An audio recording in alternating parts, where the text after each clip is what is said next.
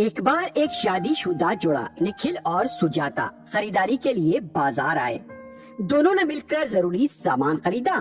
واپس گھر جانے کے لیے انہیں ندی کو عبور کرنا تھا، لیکن اس دن آسمان کالے بادلوں سے ڈھک چکا تھا، بارش ہونے والی تھی۔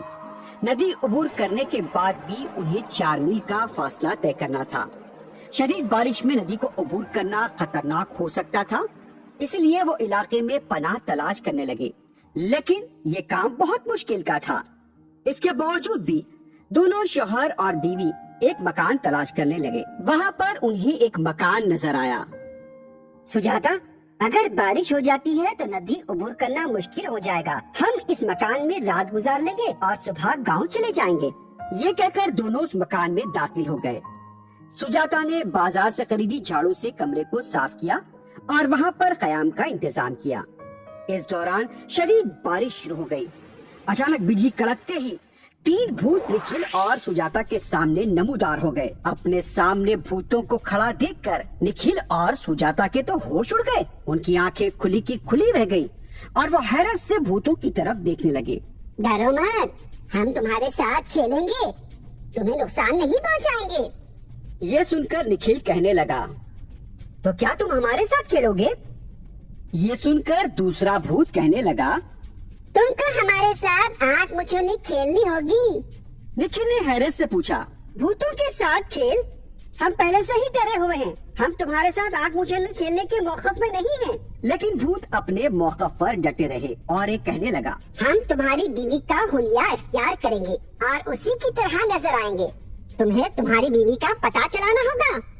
پورے کمرے میں اندھیرا چھا گیا اور جب بجلی چمکی تو تینوں بھوت بھی سجاتا کی طرح دکھائی دے رہے تھے۔ نکھل کو کچھ سمجھ میں نہیں آیا، وہ سکتے کی عالم میں چاروں کو دیکھتا رہا۔ کچھ دیر بعد چاروں رقص کرنے لگے اور اس سے نکھل کافی پریشان ہوا اور وہ کہنے لگا، سجاتا کو تو رقص کرنا ہی نہیں آتا، یہ بھوتوں کی سازش ہو سکتی ہے۔ اگر میں اپنی بیوی کی شناخت نہیں کر پایا تو نہ جانے یہ لوگ کیا کریں گے۔ نکھل یہ سوچ رہا تھا، لیکن کچھ دیر رقص کرنے کے بعد بھوتوں نے نکھل کی طرف دیکھا اور زور سے ہنسنے لگے۔ اس کے کچھ دیر بعد تینوں بھوت اپنے اصلی حلیے میں آ گئے۔ سجاتا دوڑ کر اپنے شوہر نکھل کے پاس گئی اور اس کا بازو تھام لیا۔ یہ دیکھ کر بھوت کہنے لگا، آنکھ مچولی کھیلنے کا ایسا مزہ ہی آتا ہے۔ تمہارا شوہر تمہیں پہچان نہیں پایا، اب تمہاری باری ہے۔ ہم تمہارے شوہر کا حلیہ اختیار کریں گے، پتہ لگاؤ۔ کمرے میں پھر سے اندھیرا چھا گیا اور پھر ایک چمک کے ساتھ تینوں بھوت نکھل کے حلیے میں نمودار ہوئے۔ سجاتا یہ دیکھ کر حیران ہوئی اور کچھ دیر سوچنے کے بعد بولی، میرے شوہر نے چند دن پہلے مجھے سونے کا زیور تحفے میں دیا تھا۔ وہ انگوٹی تھی، نتیا پھر چوڑیاں، ان میں سے کیا مجھے دیا تھا؟ لکھ کر بتاؤ۔ یہ سنتے ہی نکھل کے حلیے میں موجود ایک بھوت اصلی حلیے میں آیا اور کہنے لگا، تم احمق ہو کیا؟ تمہارے شوہر کے بائیں ہاتھ پر کوئی نشان ہے یا کوئی تل ہے؟ تم سمجھتی ہو کہ تم ہمیں دھوکہ دے سکتی ہو؟ ہمارے سامنے ہوشیار بننے کی کوشش مت کرو، ہم تمہارے ساتھ کچھ بھی کر سکتے ہیں۔ بھوت کو غصے میں دیکھ کر سجاتا کہنے لگی، ایسا کچھ نہیں ہے، چاہو تو پہلے اپنے ہاتھوں کو دیکھ لو، ان کے ہاتھوں پر ایسا کوئی نشان یا علامت نہیں ہے۔ یہ سننے کے بعد بھوت نے باقی لوگوں سے زیور کا نام ہاتھ پر لکھنے کو کہا۔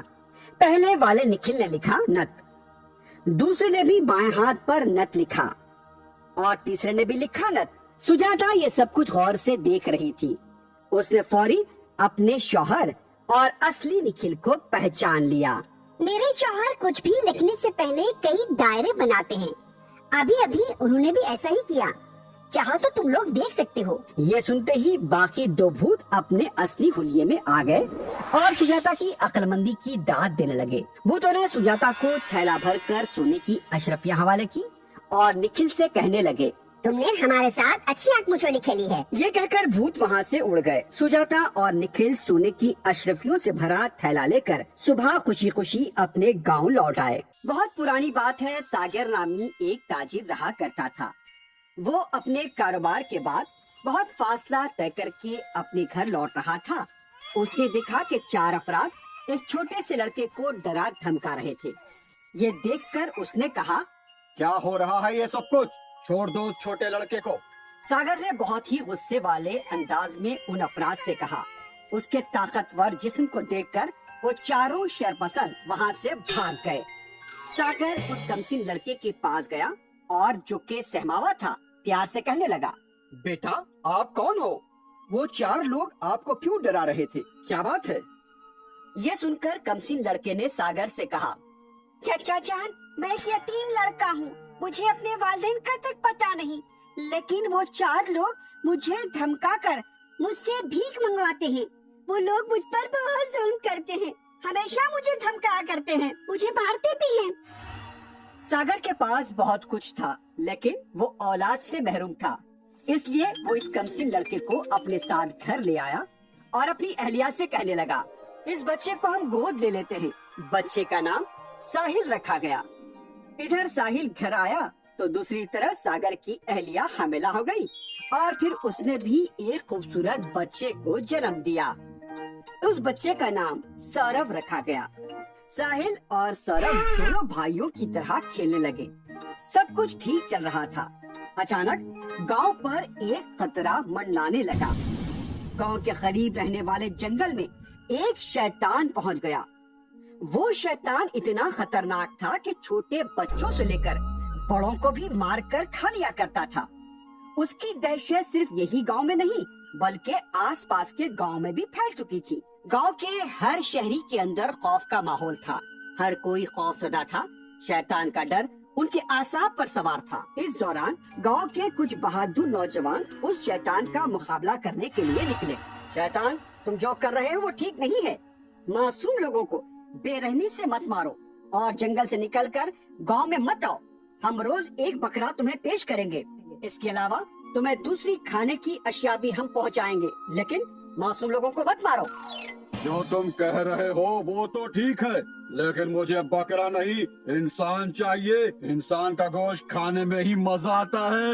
شیطان نے یہ کہا لیکن گاؤں کے نوجوانوں کے پاس اس کا کوئی جواب نہیں تھا۔ انہوں نے بات تو کر دی اور سوچتے ہوئے گاؤں کی طرف واپس چل پڑے۔ اس دن کے بعد سے ہر دن گاؤں سے ایک آدمی بہت ساری کھانے پینے کی اشیاء کے ساتھ جنگل کی طرف بھیجا جاتا۔ اس دن سے وہ شیطان جنگل میں بیٹھ کر اسے جو کچھ بھیجا جا رہا تھا وہ کھانے لگا۔ کچھ دن کے بعد شیطان کی غذا بھیجنے کا نمبر ساگر کا آیا۔ بابا، آپ بچ جائیے، آپ نے ایک دن میری جان بچائی تھی، میں اس کے لیے آپ کا احسان مند ہوں۔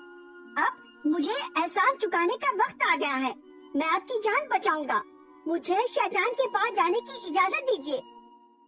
یہ کہہ کر ساحل بیل بنڈی لے کر شیطان کا لقمہ بننے کے لیے نکل پڑا، لیکن ادھر سورو بھی اپنے والدین کو بنا کچھ بتائے اپنے بھائی ساحل کے پیچھے جنگل پہنچ گیا۔ جب ساحل نے شیطان کو دیکھا تو اس سے وہ چٹان کی طرح نظر آیا۔ ساحل کو دیکھ کر شیطان نے کہا، اے کمسن لڑکے، میرا نوالا بننے سے ڈر کر تم کیا بنڈی سے نیچے نہیں اترو گے؟ نیچے اتر کر نہیں آؤ گے؟ جب شیطان ساحل کو دبوچ کر اسے مارنے کا سوچ رہا تھا اسی وقت سورو بھی درخت کے پیچھے چھپا ہوا تھا۔ فوراً وہ شیطان کے سامنے آ کر کھڑا ہو گیا۔ شیطان صاحب، میرے بھائی ساحل کو چھوڑ دیجیے، آپ مجھے اپنا نوالا بنا لیجیے، میں حاضر ہوں۔ سورو کو یہاں دیکھ کر ساحل حیران و پریشان ہو گیا۔ شیطان صاحب، میں آپ کا نوالا بننے کے لیے پہلے آیا تھا، آپ مجھے کھا لیجیے، لیکن میرے بھائی کو چھوڑ دیجیے، اسے جانے دیجیے۔ ساحل اور اس کے بھائی سورو کی محبت کو دیکھ کر شیطان نے کہا، بہت خوب، دونوں بھائی ایک دوسرے کے لیے جان دینے کو تیار ہے، بہت اچھی بات ہے۔ اچھا یہ بتاؤ، تم دونوں آخر ہو کون؟ کیوں ایسا کر رہے ہو؟ شیطان کے اس طرح کے پوچھنے پر چھوٹے بھائی سورو نے کہا، شیطان صاحب، ان کا نام ساحل ہے، میرے والدین نے انہیں گود لیا، جب سے یہ ہمارے گھر آئے ہمارے لیے خوش قسمت ثابت ہوئے۔ ہمارے گھر کے بڑے چشم و چراغ کو چھوڑ کر آپ مجھے اپنا نوالا بنا لیجیے۔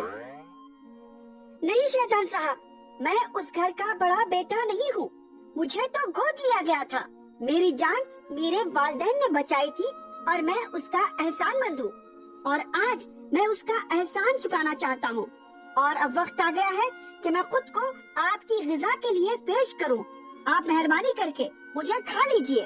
और मेरे भाई को जाने दीजिए। ये बात साहिल ने शैतान से कही। दोनों भाइयों की मोहब्बत देखकर शैतान की आंखों से आंसू रवा हो गए। बच्चों, तुम दोनों एक दूसरे के लिए अपनी जान देने को तैयार हो।